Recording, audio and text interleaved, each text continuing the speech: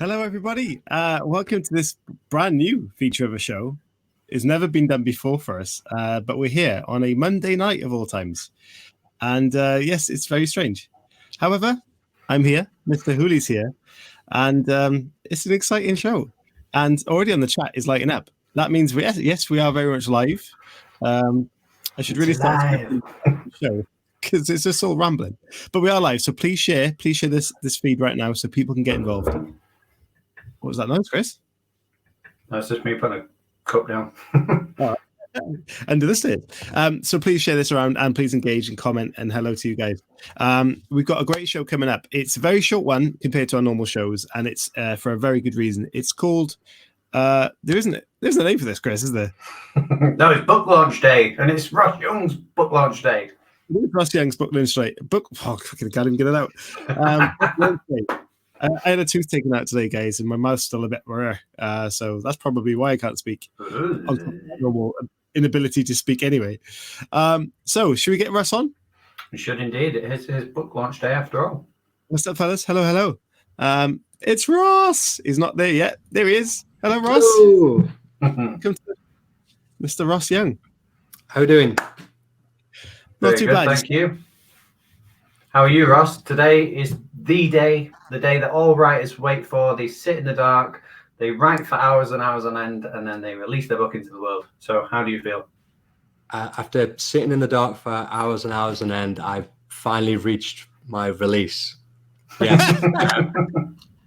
No, it's good. It's a really good feeling to have it out there after this long. It's been a really, really long time coming, this book. So I'm really glad that it's out there finally. But it's great, and at the same time it's weirdly deflating's not the right word, but you're not done with waiting, because now it's like, okay, it's out there, and you go, oh, what do I do now? Okay, I have arrived. Thanks, Mario. I was here all along. How are the lads? The lads are good, I think. This book, Ross, it's been very highly anticipated by a lot of people, especially in the writing community. So, your first book has gone down very well, and some great comments come in from that. So, was there an expectation on your shoulders to get this second book right? I think probably more from myself. 9 years since I actually released Dead Heads. So that's a really, really long time, and I'm a very different writer, I think, in some ways. So matching that tone, it's a really bad idea to wait that long between books if you're writing in the same world. And also, not just that, but you've got to hold on to those characters and things in between that length of time. Luckily for me, I wrote about 80 different versions of the book and kept throwing them in the bin, so I never really left it. But then problems come with that as well, because you almost go, your mouth really isn't working, is it? You almost lose track of what you have put in. So I actually started afresh. Thanks. Only almost? Very not trying hard enough. It was tough to be that long between books, and there was a lot of pressure on myself, but I don't think there was. It definitely would not have happened, I don't think, without the writing community. Because I hadn't given up writing. I was still writing a lot, but I'd almost given up writing for an audience other than myself.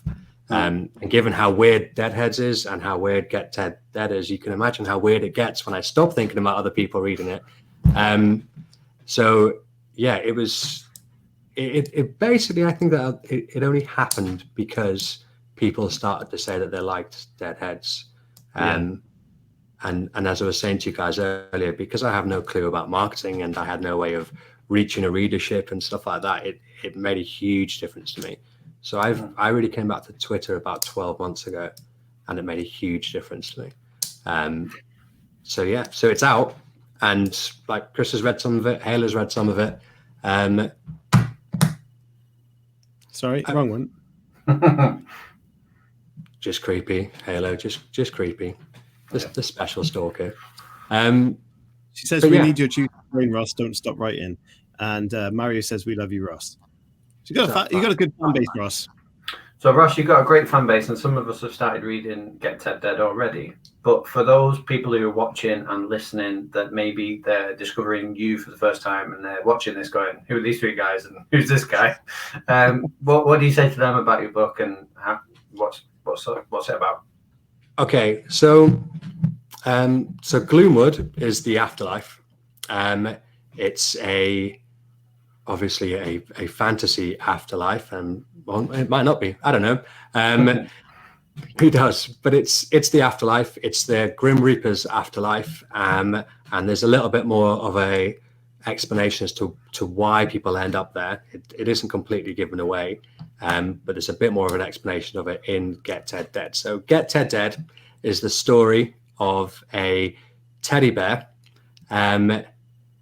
It's actually another Detective Blunt story, really, because he's the main character through it all, who's a miserable detective living in the afterlife or dying in the afterlife. And Ted is alive, which is a problem for everybody in the afterlife because everyone's supposed to be dead. So everybody wants to kill Ted, and that's basically the premise. And we've got lots of characters coming in, as I'm a little bit of a reputation for throwing in a lot of characters into books, and we've got the devil coming in there. We've got a lot more with the Grim Reaper going on. Obviously, we're following Blunt and lots of different side characters, and it's all about what's going to happen, how or are they going to be able to kill this teddy bear? And why is he there in the first place? So there's a lot of questions, and I even tried to answer some of them, which is nice. But yeah, it's weird. It's very weird, and it's supposed to be a lot of fun, and hopefully people will think it's a lot of fun. But it's definitely on the humorous vein of things.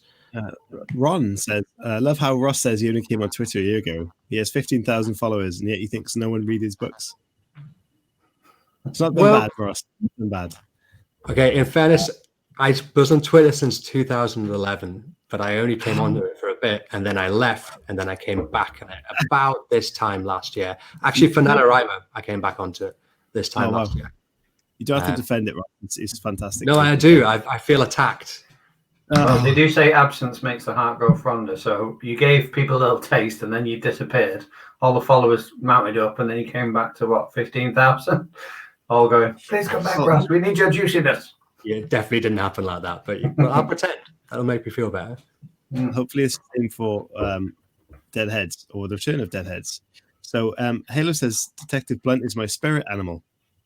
Which is frightening. I attack Ross with love, he says. So the question is now that you've got the second book out there. Is the story in your eyes, without giving things away, obviously, have you tied this up now, or is there scope for you to expand this open? I think, and I'd love to have this feedback from people when they're finished. I wrote it as, in my head, as a standalone. It's a continuation, but it stands alone. Deadheads, I think, stands alone.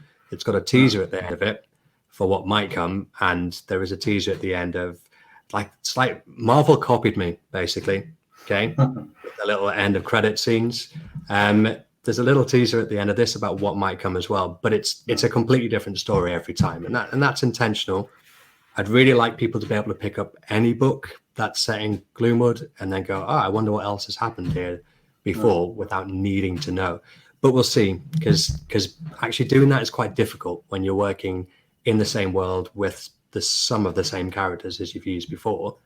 Stuff has to happen to them, so they're not the same people in every book, but people might want to know how that happened to them, but they won't know the answers to the previous book, and then this book you won't need to know what happened to read the next book. That's completely intentional.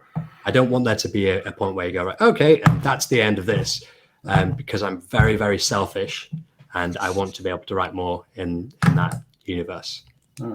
So Ross, I'm about 12% of the way through this book so far, and I'm not going to give anything away, but it's quite specific. 12% into the book. Well, it does tell you on Kindle. I'm not reading it on a paperback yet, so it does tell me exactly. But yeah, I'm about 12% of the way through, and without giving anything away, there's a lot of characters. In terms of every chapter so far feels like there's a new character. Now, how did you go about writing that because obviously you've got so many characters already, and managing those characters, managing those storylines, tying them all together, I should imagine it's quite a difficult task for a writer. So what was your writing process like for this book? I did a lot more planning for this book than I did when I wrote Deadheads, and a lot of it comes down to revisions and following the path, the story arc for each character, and seeing where they intersect. And there are certain points where I deliberately like to jump around. So as Chris has said in the past about trying to see it in your head. If you were to have a film of one of my books, there'd be a lot of scene changes of stuff that's going on, and it all comes together. And that's how I like to write, because I like to see what I like to think of. Oh, awesome! I like to think of as building towards the end, basically. So everyone's going to have a piece to play, a part to play in it, and we've got to build towards that. But there are also characters there I just want to know what's going on. So it is quite fluid, but there was a lot more planning with this one, as in I wanted certain things to happen and certain people needed to be in certain places. But because my characters are essentially dicks, it's hard to get them where you want them to be without, it's like babysitting them. Okay, that you're here and I need to get you over here. What's got to make that person get all the way over there, because no one's going to do it by choice, and that's a lot of it. So I can only put things in their way to get them there. I can't go and then they just decided to go here. It's never going to happen. So yeah, it is quite organic. But I did work more with beat sheets this time, which we mentioned a couple of weeks ago when you were talking to somebody, to know when I was hitting certain points as I went through it. It's not that straightforward. There's a lot of how the book gets written is about what can happen, what can happen to cause these things, what are the motivations in the first place, which sounds like really complicated, but really I'm writing a silly fantasy comedy, which is supposed to make people laugh. So there's also the all important of where can I put this joke in, which is more important than anything else. It's not really, but the jokes are important. So it's complicated, yeah, but it's messy. That's how I work, messy.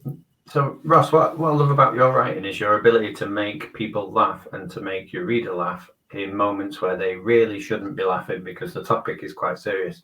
And I really enjoyed, particularly because I was reading it in work today, chapter 1 with Blunt and the situation that he ends up in. I mean, I don't know if you want to talk about it because it's only chapter 1 and you can give a little bit away, or if you just want to leave it obviously to the reader's imagination and for people to buy it now and go and find it and read chapter 1 themselves. I'm pretty sure you can read chapter 1 for free on the sample. Go and read the sample. Yeah.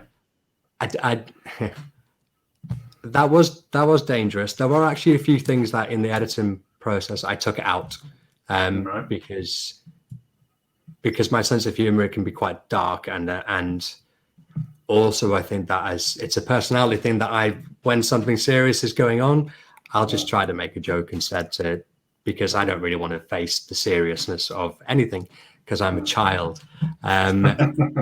So that comes across a lot. And I also think that when I'm already writing in the afterlife, it can be pretty dark and depressing. And occasionally people have picked up Deadheads and gone, oh, this is depressing, because they've not seen that it's supposed to be fun. So that first scene was, I suppose it could be a little bit risky, but it's meant to be silly. Everybody's already dead. So that's really, hold on to that when you're reading the book. I'm not going to say what happens in that scene. I like that scene, but just go and read the sample. It's like 2 minutes of your time, and then you can go.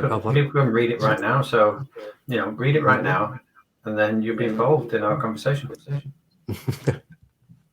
Yeah. Sorry, apologies. Mario on the chat has said, "I love the idea that some are in the same world. They're in the same world, and the books are standalone but related." Was that an issue for you to write? Was it like a difficulty that trying to write in the same world but try and keep it standalone? Was that like a technical issue for you to do?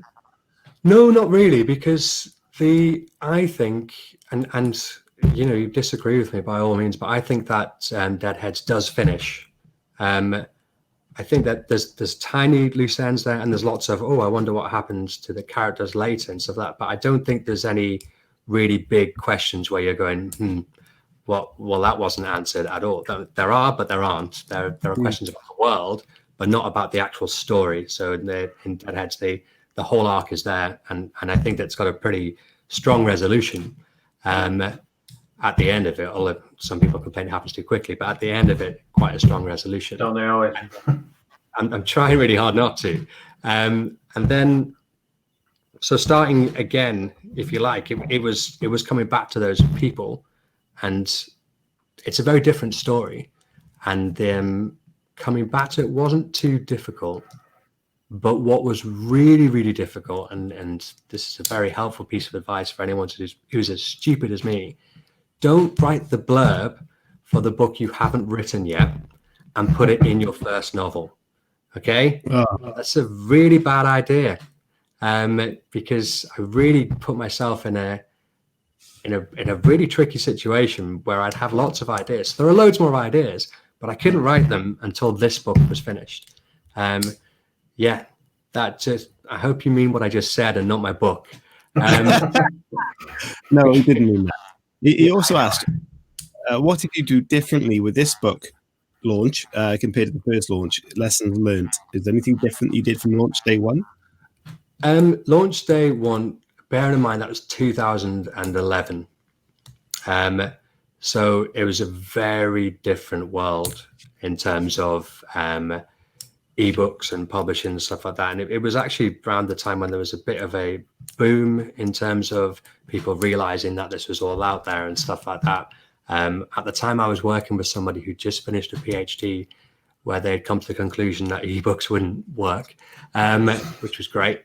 And it was in some ways a bit of it's like the Wild West in terms of getting what you do, how it all works. So there's no formatting tips and stuff like that. So doing all that stuff has changed a lot. It's a lot more pleasant doing that stuff now. There's a lot more help available to you. But what did I do differently? I didn't do anything last time. I just went there's my book. And then I told a few people, and very nicely, they told a few other people. So I was on one podcast, and I maybe did a little bit of advertising. I can't really remember, but it just didn't go very well. But I'm still not very good at that. I'm terrible at that. But what I did do was I'm on Twitter a lot more. I'm on Twitter every day for the last year. I've posted at least 2 shorts in terms of VSS type prompts on there about Beezy and Grimm, who are quite important characters in this book. And they get some interest of people like seeing what's going on with them. So it's that kind of thing of being a presence that I think's made a big difference.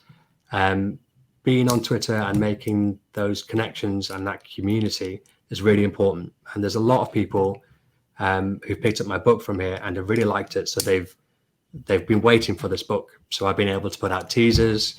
I've been able to put out little animations about what's going on and things like that. And it's about building that. What I was in real risk of, I think, was dragging it out for too long. So I was starting to feel a lot of pressure, which wasn't really from other people, but you've got to keep a promise. I have this book coming. Here's a little teaser, and I'm going, oh shit! I was going to cut that whole scene. Now I'm going to have to go back to that and see what am I doing the right thing. If I thought it was good enough to show to everybody, then surely that is good enough to be in the book.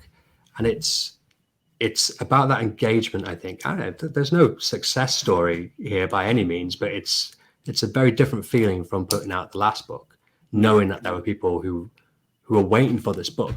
So you're not asking people to read it in the same way. And a lot of that is just because people are lovely on Twitter, especially the people that are that I engage with a lot, that we talk to a lot, the friends that we have.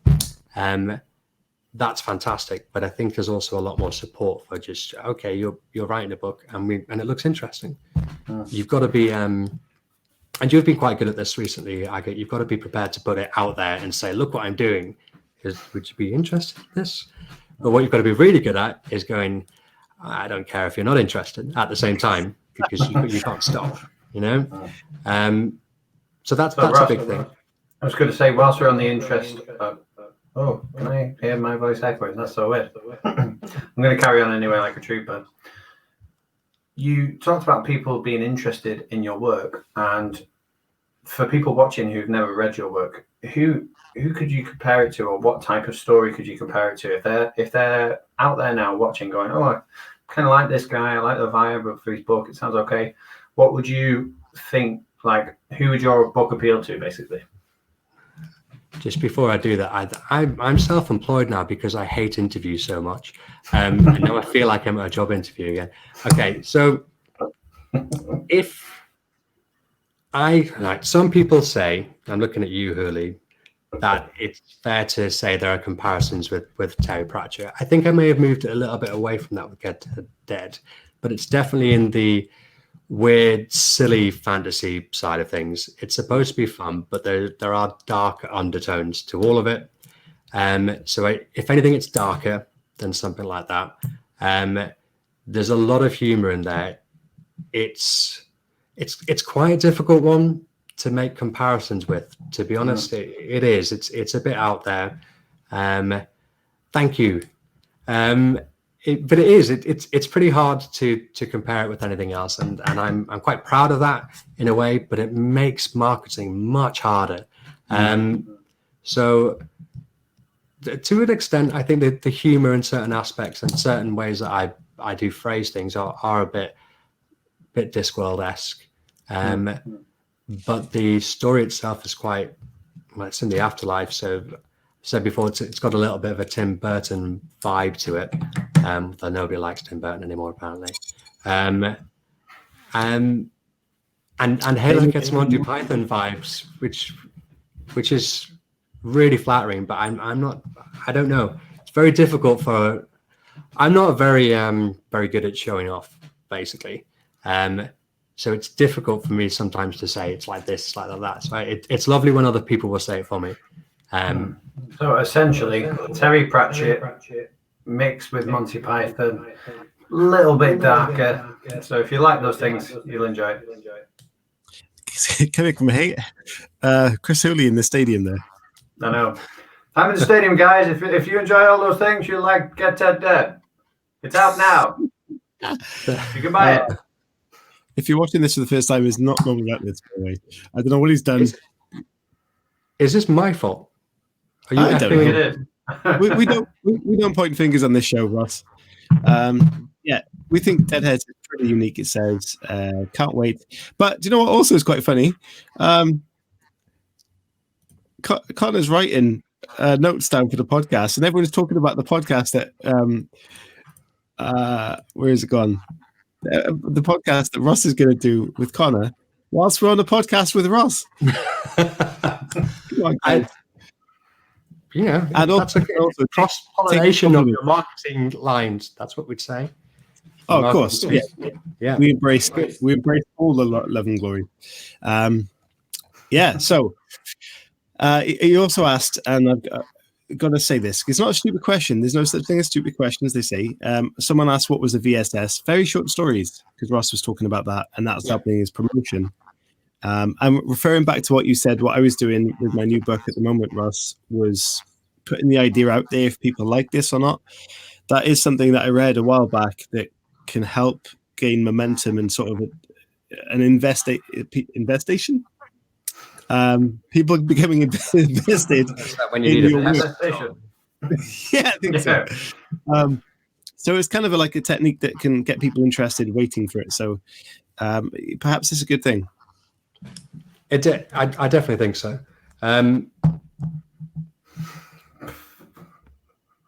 Podcast. You definitely need the video for that, because the podcast on its own would be weird unless you were going to do a running commentary over it. Oh my goodness, were VSS good for sales, Ross? There are definitely good for sales is a stretch, because that would suggest that sales were good. But there are definitely a few people that follow me for my VSS only. and they know that that is about the books, and they've picked up the books because of that. I made the most complicated explanation I could have given for that. Or yes. But to be fair, I am one of those people, because I remember seeing your short stories and thinking, oh, this is really funny. And I probably read maybe 4 or 5 of them, and then I thought, oh, I've got to pick up this guy's book. He's made me laugh quite a few times now. So it did work in that respect, yeah. Yeah, that's really interesting. That's really interesting. But yeah, it definitely makes a difference. And what I did do in this week of pre-sale is I put and I've done it before, I put my book link underneath every one that I did. I don't know if it annoys people or not. I always apologize, but then I just tend to do that all the time anyway, for putting it underneath them. And I don't know, I think that definitely got seen by a lot more people who were going to pick up the book eventually, who probably picked it up early thinking, oh, it's already here, I'll pick it up now, but who already did want it in the first place. So yeah, it definitely makes a difference, but it's quite a time investment. Yeah, just Hello because of it, and it on my face. Cage. You have to put the goods in the window to make a sale. That's true, Mario, but you've got to be careful, because who's going to buy the cow if you can get the milk for free? That's a good point. Also, yeah.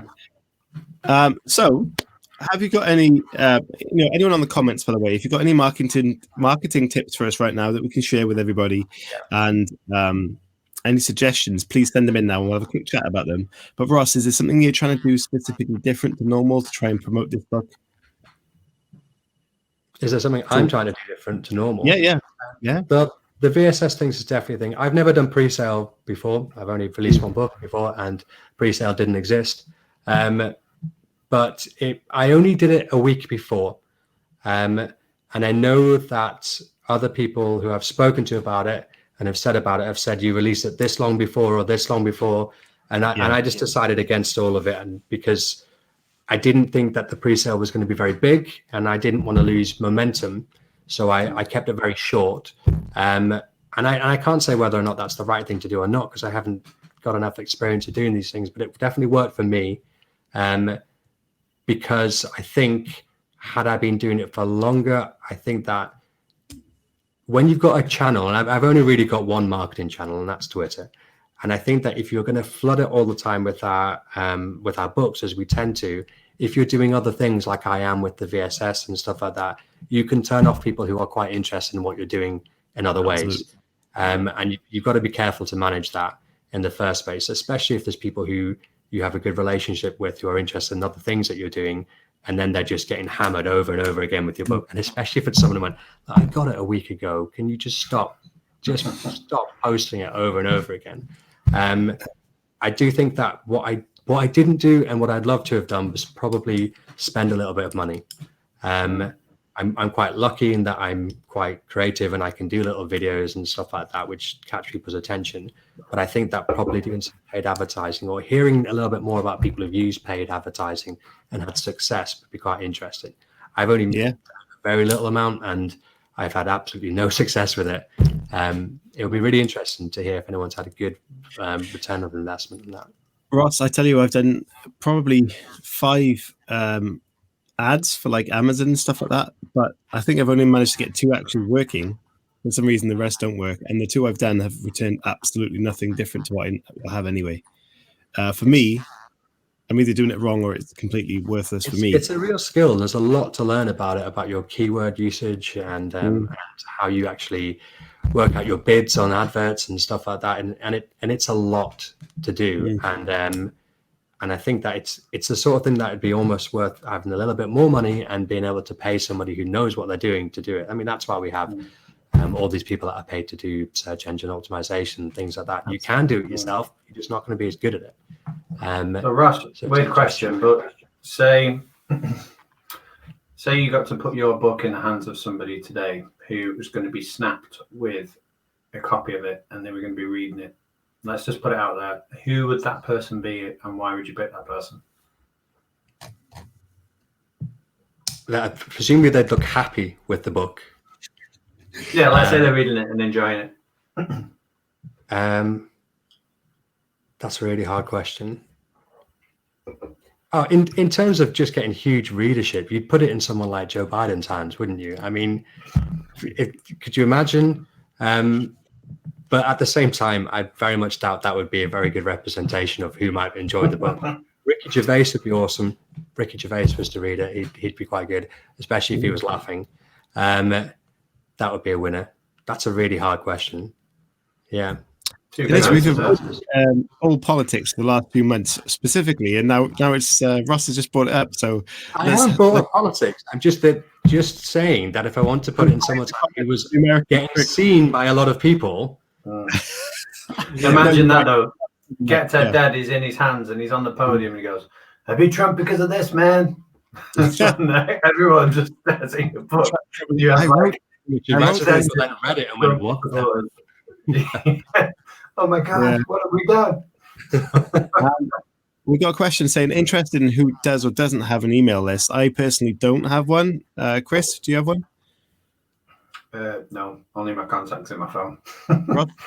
I don't, but I will say that I am on a few people's mailing lists, which I've joined. One person who does it really well is Victoria J. Price does hers really, really well. It's a really nice email that you get from her, which it's quite varied and there's lots of information in there, but there's some cool stuff in there. It's always quite a nice one to drop in because you get a lot of these things which you sign up to and you don't open them. I am nearing 300,000 unread emails in my Gmail box. Wow. It's old. I've had it a long time. Okay, but most of it's just because you're going to delete them all like Chris Pratt. Yeah, just that. Do you know what? I can't do it. I have an email. I have to delete that email.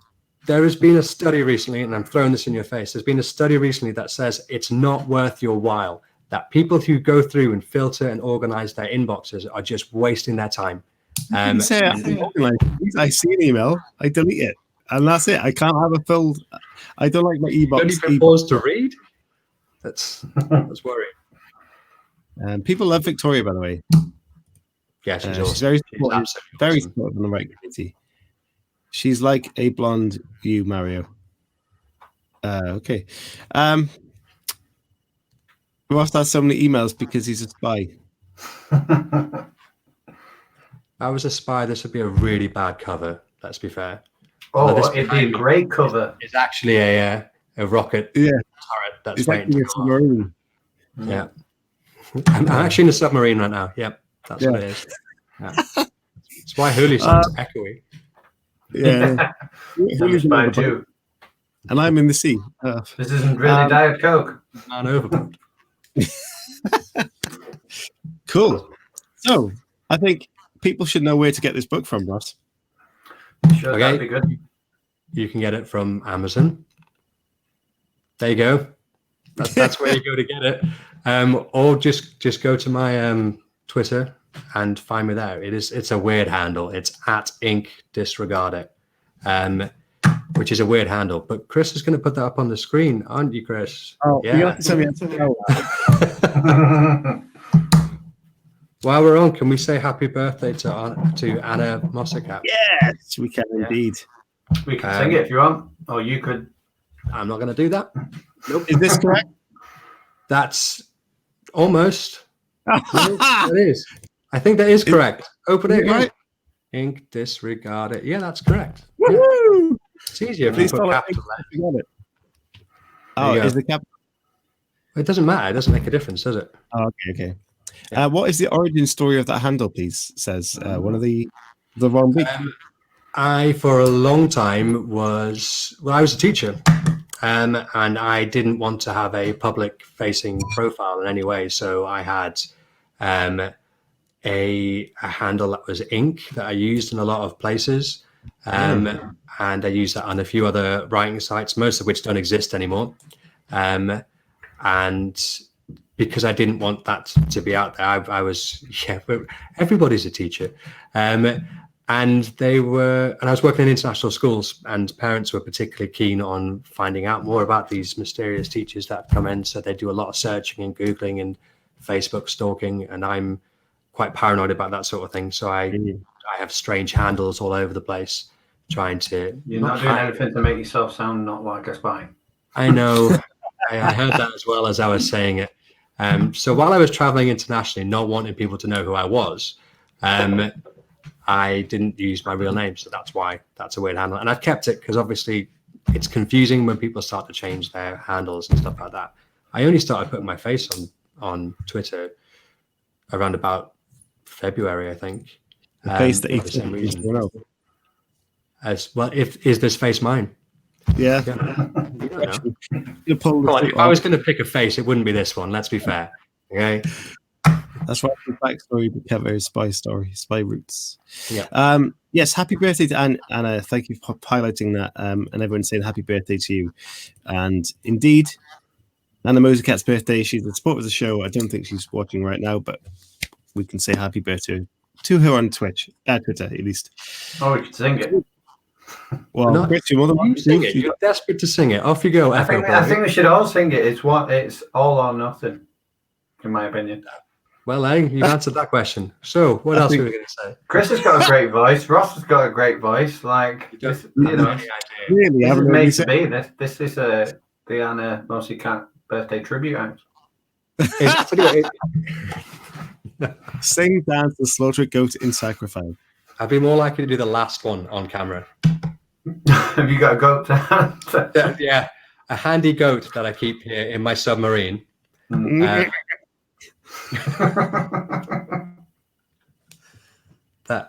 Oh no. So it's really easy. You know the words. Happy birthday. I've never heard the song. Why are you both? It feels like you're both looking at me because of the way the camera's set up. We are looking at you. We're. This is called peer pressure, Ross. Well, come on, I get peer pressure. Oh, because my mouth hurts. I'm trying not to smile too much. You hum the tune if your mouth hurts. Just go. Happy birthday to you. Come on, you'll be the only one not doing it. Come on. Happy birthday to Anna. happy birthday to you. Wow. That was humiliating, guys. Someone please buy my book and make it worthwhile. That I just everybody buy Ross's book. Both of them, in fact, because they're both pretty. They're pretty good. Are they on sale now, Ross? They're on sale today only. They're going to go back up to normal prices tomorrow. So they are. This was embarrassing that I did. They are 99 pence and 99 cents. Wow. Because I'm not very good at currency conversion, and one of them was the American one, and one of them was in the UK one, and I live in France, so work that out. And in France, is 99 loaves of bread. Is 99 cloves of garlic. Get a signed copy for some garlic. But yes, they are on sale only today. Excellent. Please go out and buy that book. Both of those books together, if you have. Yeah, and for UK only audiences, we can buy a copy of the book today, and we can gift you a copy. So yeah, if you want to win a copy of Ross's book, just get in touch with us after the show. This will be all over the place. In fact, let's do a competition. Ross, what gift should they send to you? And you can pick the best one, and then we'll send them a copy of your book. That's easy. It has to be the Grim Reaper. Brilliant. So if you want to win a copy of Ross's book today, send us in a GIF of the Grim Reaper, and yeah, we'll let Ross pick one at random, and we'll send a copy of Ross's new book to you if you wish. Awesome. And if you're in the UK or America, because otherwise it's a terrible nightmare. Yeah. Oh no. Is it that bad if you're anywhere else? Well, yeah, it's pretty bad. Kinda. Take advantage of that competition. His brain is delicious. The brain is not on offer. It's not on offer. It's not on offer. The brain is kept in the jar by the side of my bed where it belongs. Next to his other face. Ross, honestly, thank you so much for coming back on. And I honestly hope this book does fantastically well and continues to get the praise it's already got. And I will be getting them. They are on my to-be read list, as well as the rest of the world's books. So they will be... Thinking jazz hands and a bit of a song. Buy it now, go and get to dead right now. Buy it now. You never tempted just to mute him. Yeah. But you know, the Animosi Cat song went down well, so buy it now, buy it now, go buy it, get it right now. They always say it's good. They keep us wanting more of this stupidity. Yeah. Who can sing for me anytime? Says Mario. There we go. Sing him a Mario song. Bruce. I was going to make a suggestion to you. You should do a. He says, well, maybe not anytime. You should do a Christmas song. That's what you should do. Oh, we had. You can send in requests for Christmas outfit for the Halloween special show. People. That was confusing. What? You can send in for the right price. We'll wear anything you want. Yeah, we're doing a Christmas special show, and we were going to do Santa and an elf, but someone said about doing an elf from like Lord of the Rings or something. We're open to it. I've seen you've been watching a lot of the Hobbit recently. You should definitely do the Grinch. Huli, you could do the Grinch. You could do Full Out. Yeah, you could do that. What did you say, Huli? You should. You've been watching a lot of the Hobbit recently. That's because it's about which of the Hobbit gets their chest out? The free chest. Probably one of the elves. They're very well done, right? I can see the bow and arrow coming in like. It's not Hawkeye, Dodgy Eye. Yeah. Yeah. I'm definitely going to go all Grinch out, I reckon. Bit of green. Yeah, love that. And he's got a great voice as well, the Grinch. I could practice that. And, he does like to sing. He does. Buy it now. Buy it now. Go and get it right now. You like the Lost member, take that, aren't you? I really am. Mark Owen's love child. Oh my God. Ladies and gentlemen. You need to stop it. I think we need to move on. And you're saying this, Ross, but I guarantee when you go to bed, the last thing you'll hear tonight is buy it now, buy it now.